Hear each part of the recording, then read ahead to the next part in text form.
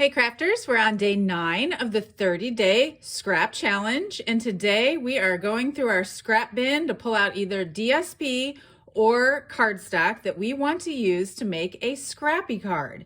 And so I've gone through my solid cardstock files and picked out some colors that I thought looked good together. And I did not cut these at all. I just pulled them straight out of my scrap bin. So the colors we're going to use, the first is called Polish Pink, and that is an in color. Then we're using Daffodil Delight. For the green, this is Lemon Lime Twist, which is a retired color, but I love it, and I still had a little bit laying around. And I like the look of these like hot, retro kind of colors. This is Coastal Cabana and some Gorgeous Grape. And then I also found some glimmer paper that I had in my scrap bin. And so I just thought all of these colors looked good together, okay?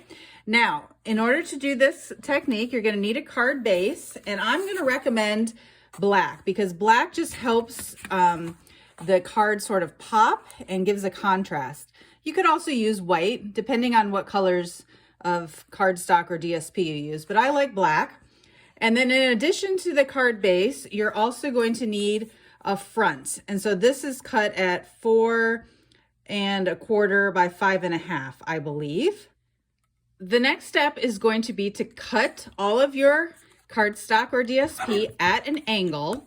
And since I'm using a smaller trimmer here, the first step would be to actually cut it down so I can fit it in here to then cut it at an angle, okay? So we're gonna just tilt it a little bit and cut it so it looks something like this. And you're gonna do that multiple times until you have different strips in different angles and whatnot. This technique will also be good for making lots of cards at once. The hard part is picking out what colors you want to use. Now, Stampin' Up! Also has like a color coach, I believe is what it's called, like a little different ring that you can download, which gives you like lots of different color combos in terms of like which colors look good together. I don't really use that, but just know that is an option if you struggle with trying to come up with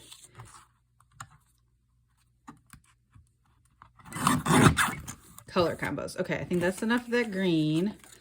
We'll do, got one strip of this ready. This Polish Pink is so like hot pink. I don't really use it for much, but this kind of card would be great.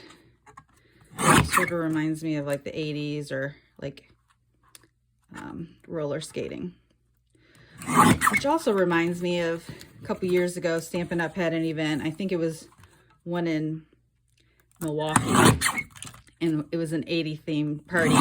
So we got to get dressed up, and I went out and bought some leg warmers and things like that. It was really fun.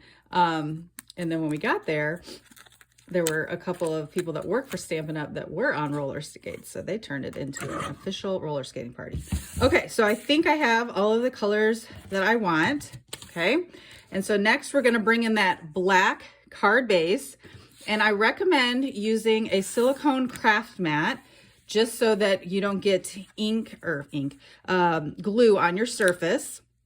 And then the glue you should probably use is our green Tombow liquid multi-purpose glue, otherwise known as the green glue.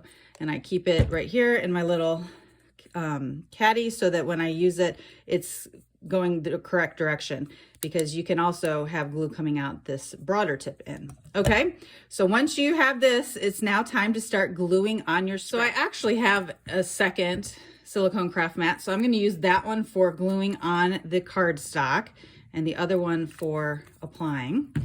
And the reason why you want to use a mat is because the black, you're going to leave a little bit of black in between each piece to help it sort of pop out. So you can see here I've got a little bit of an edge. Okay, and then I'm going to pick my next color. you sort of want to go in a random pattern and not necessarily, you know, stay in like a systematic color-coded rainbow pattern or something like I might be tempted to do. But you want them to, you know, obviously rotate so that they go back and forth in terms of the wide to the narrow part. Okay, it's time to throw in one of these. I love glimmer paper. This is a retired glimmer paper, I think from Celebration a couple years ago, but we also have a really fun rainbow glimmer paper right now that could definitely work. Okay, now this piece is almost not long enough, so you want to make sure too that you cut them longer than the 4 inches.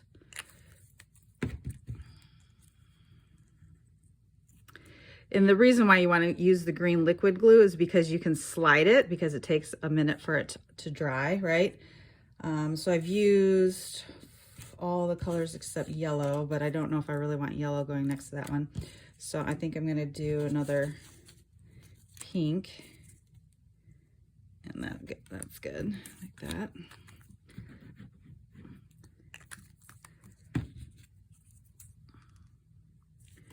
So these cards are really quick and easy too, once you get the strips cut. I think it's time to do another. That one's a little too thick almost, so I might, yeah, although it looks like I didn't trim it on that side, so let me, hold on real fast, let me trim this one. One side is straight and the other side is not. Okay, that's better.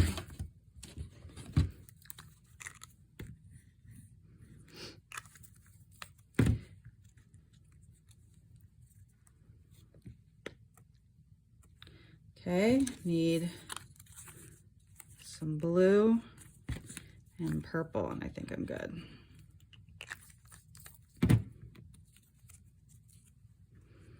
I might slide that one over a little bit more.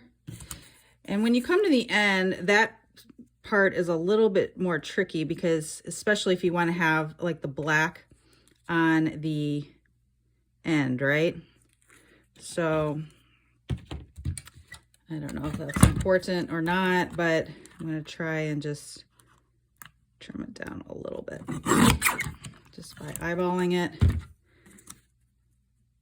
Yep, I think that works. Okay, so once you've got your pattern going all the way across, then you'll just need some scissors, preferably not ribbon scissors or paper snips, something that you're not going to mind if they get quite sticky, right? So you're going to flip it over and trim it. You could probably also use your trimmer, but I don't want to get my trimmer blades yucky. So just trim it down.